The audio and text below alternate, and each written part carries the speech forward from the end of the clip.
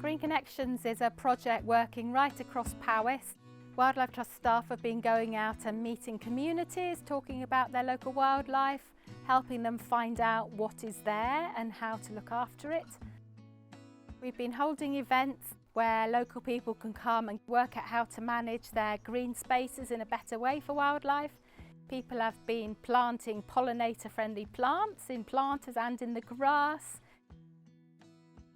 We've been doing moth trapping, and people have been finding out about bats. We've been training up volunteers so that they're able to undertake survey work in their local areas, to go out and record wildlife themselves, so new botanists of the future.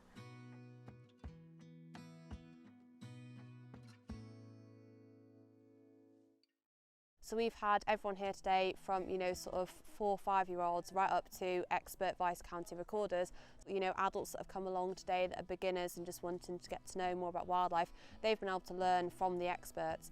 And these people can then teach the beginners more about wildlife and help to develop that interest. Well, wildlife recording is the process of actually making wildlife records. Some people have been writing what they've seen down on a notebook. Some people have been using the Lurk Whales or iRecord apps to record the wildlife that they've seen. And all those records will come to BIS, and then we can produce a map of where that wildlife has been recorded. And it's important to know what's living here or what's living anywhere, because it gives us an idea of what's happening to wildlife, whether it's still common, whether it's getting rarer, and then we can make decisions based upon that. We've been going out visiting landowners to provide advice on how to manage the different habitats, show them which habitats are most important for wildlife and how better to manage them. We can all do things to reverse the decline of species in our local areas by having pollinator-friendly plants that suit bees and other wildlife, by leaving areas longer and not expecting places to be neat and tidy, by having a mosaic of habitats, so places that are trees, that are long grass, that are shrubs, that are flowers, that benefits a range of wildlife and brings biodiversity back to our countryside.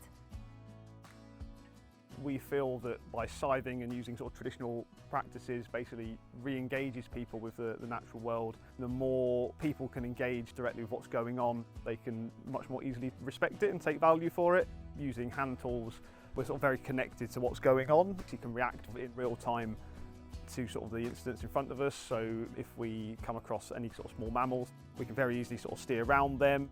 It's just sort of very flexible compared to kind of mechanised options, and allows us to sort of manage meadows and grasslands in a very sustainable way.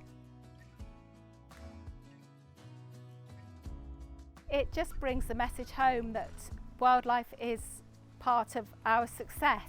We need wildlife to be able to succeed as a species ourselves. There's a lot of animals that are endangered and need saving. If you don't look after them, you may never see that animal and you'll be sad, and the entire world would be, because maybe there'd be someone with a dream to see these animals, but then they don't get a chance to see them.